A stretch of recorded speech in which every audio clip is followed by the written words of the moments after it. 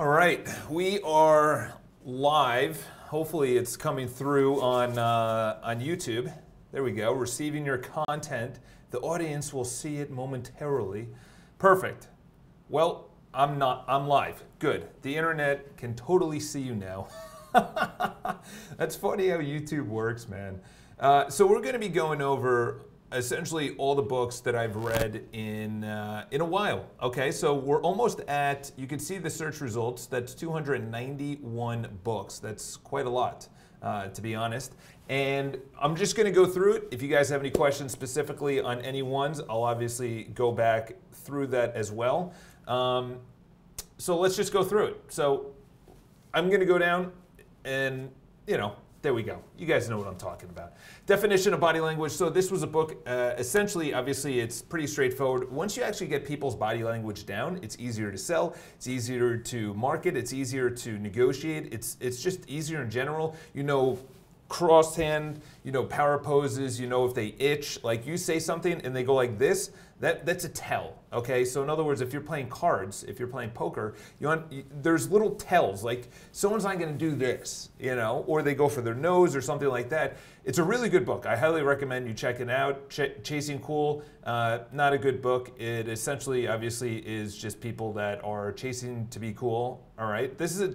All of these books, essentially, at the time, it was getting confidence in myself. It was understanding what confidence was, why I needed it, and essentially, you know, I highly recommend picking up a lot of the books that I do recommend, like How to Win Friends and Influence People was the best book that I've read in my life. And the reason being is that A, it's a classic, and B, is that I didn't know I can actually learn this. I didn't know I can actually become better at, if I say someone's name, that they'll respond better to me. If I am green and I say the word and instead of the word but, if I put that into an email, all these little things, all these nuances that people just didn't really think about forever, they just sold the way they always have sold. How to Win Friends and Influence People, great book. How to Have Confidence and Power in Dealing with People. That is probably one of the best books that a lot of people, how we doing? It's such a good book because a lot of people, what's going on, Erwin, how we doing? There's a lot of people that they think the word power is bad. But when you have power, and I'm not talking about like ruling king, reigning power, I'm talking about, give you a shout out. Okay, there's your shout out, man. Pick up How to Have Confidence and Power in Dealing with People, because when you have power over yourself, you have power over how you handle yourself, emotions, how you can actually steer conversations in the way that you actually want to. Live in the moment, pretty good book. I bought this actually, Feel the Fear and Do It Anyway. That was the best book that I've actually, well, that in Feel the Fear, or that in How to Win Friends and Influence People, great book as well. Feel the Fear and Do It Anyway. It essentially taught me that everyone feels fear. You are always going to be fearful until you actually do it, that it's never going to go away. And the fourth thing is, if you try something new, even if you're very confident in an area, if you try anything new, you're always going to have fear. So that was an incredible book. The neatest little guide to stock market and investing. That was at a time when I actually wanted to learn about the stock market. I was at Oppenheimer. Actually, I was outside. Actually, no, I was going into Oppenheimer Fund. So I wanted to learn a little bit more. Complete Asshole's Guide to Handling Chicks. Stupid book. You know, at this time I was trying to learn because I kind of came out of college and was just a total disaster, total mess. Flags of Our Fathers, just an incredible book if you are in America and you just want to learn a little bit more about that. I would say Of Mice and Men, that's obviously a classic by John Steinbeck. Thank You for Smoking, pretty good book. It's a great movie, very well acted. I highly recommend you check out. It really just shows how someone can actually steer the conversation, the message, the PR, the marketing in a general direction that you want or you don't want. And then from there, you actually notice that everything is a machine. And by that, I mean that politics is a machine, sports is a machine, companies are a machine. It's just, you just look at things way different once you see how well they can spin it to their point of view, which in this way is thank you for smoking. In other words, yeah, Catch Me If You Can, another great book, unbelievable story about Frank Abagnale, and he actually grew up in New York. The Facebook Effect was a very good, probably the best Facebook book out there. I know there is another one that people actually, the movie was made out of, but the Facebook Effect actually goes into the early days, and it talks about Zucks and everyone else. Obviously, I read this in 2010 when it was nowhere near what it is now. Okay, it didn't. Obviously, Instagram is many years out, but the Facebook Effect, it just shows this guy really hustled his ass off. It talks about the Winklevoss twins who got like a $54 million settlement, and now they're worth hundreds of millions, I think, because of Bitcoin or something like that. People by You, Jeb Blount. Highly recommend checking out Jeb Blount. Jeb Blount is a wonderful sales guy in the fact that it's always about giving. It's just people don't understand that value. I have unsubscribed from more YouTube videos now that I'm getting smarter in how sales work, how marketing works. So a lot of people that are pushing a fake message that are not authentic, they are not vulnerable, and that's everything. If you're authentic and you're vulnerable, in other words, vulnerable when someone says, do you think I could sell this home? No, because the price isn't right. Authentic where your words, actions, and how you actually say it, everything comes across just paralleled and just on point. People by You. It's a great book because it really focuses on you and not the product or the service that you're selling. For agreements, I don't know. This was really popular. People just loved it, and to be honest, I just thought it was an okay book. And it's sold, I think, definitely millions of copies. People have praised it. How to Become a Power Agent in Real Estate. It was all right.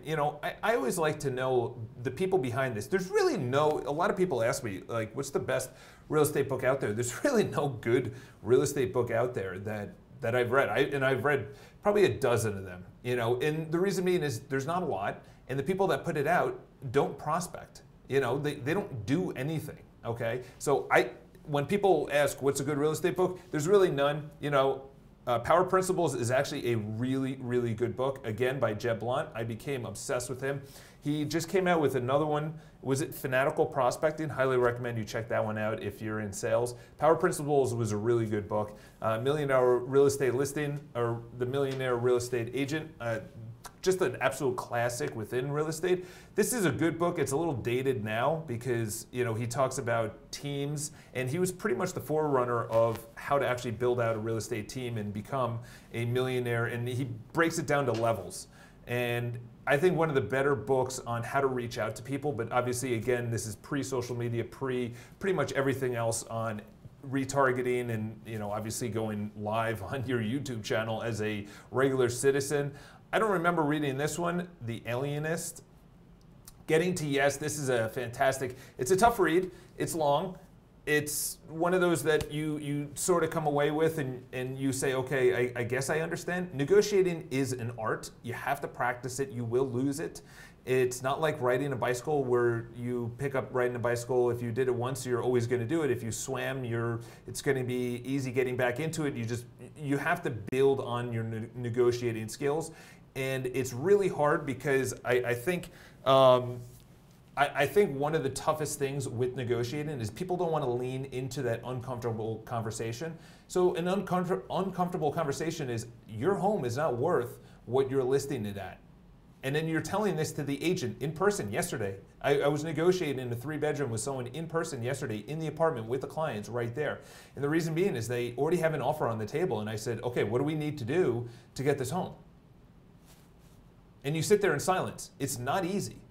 Kind of like what I'm doing right now. I'm looking at a camera. I have no idea who's going to view this, say, once it goes live, but that uncomfortable feeling is negotiating. Sitting in silence. Whoever talks first loses. Great book. Highly recommend that. Benjamin Franklin was just an absolute boss, and highly recommend you, whether you buy this autobiography or not, you got to just read up on him. Treasure Island, I have no idea. The War of Worlds, Catch Me If You Can, again. Facebook Effect, again. Thank You for Smoking, again. The Healing of America. I never read that, but why evolution is true. This was a great book because it actually goes into that we are all animals. Okay, we are really old, and we are just biologically and physiology and just emotionally, everything is just, you can easily explain the human race, humankind, once you understand just human nature. And it's so easy. You know how someone is going to react. You know that they're probably going to not change habits. Change is the worst thing that people, they loathe change. They hate taking up new habits. And with this book, I then started reading about evolutionary psychology, evolutionary biology. And then once you get that, you're like, holy shit. There's things, so it's funny, in one of the books, I think it's Why Beautiful People Have More Children. I think that's the title of it. Very controversial book because it's facts and it's true, and people don't like facts and trueness today. But he starts the book and he says it very interestingly. He says there's a lot of things that you want to be true that are not. And there's a lot of things that are true that you don't want to be. So in other words, you want something to be the way it is, but it's not. And then there's things that it is the way it is, and you don't want it to be that way. And it's like, that's so true. How many times do you say, well, I wish I can just get money or be fit or, you know, have a girlfriend? It's like, but you're not going to the gym and you're not approaching girls and you're not asking them out. You're not prospecting. So how the fuck are you gonna get business, a girlfriend, whatever? If you're not having conversations with your spouse or in a relationship, obviously it's not gonna change. So they're very good book in that. No Easy Day is just a badass book of just this guy was just an absolute nightmare on the battlefield. That was obviously about Osama bin Laden. Seabiscuit, I didn't read. I read a little bit. I like horse racing. Power Questions is an unbelievable book. Power Questions is a great book, so it's about sales. At this time, I was already doing sales, but I was just doing it wrong.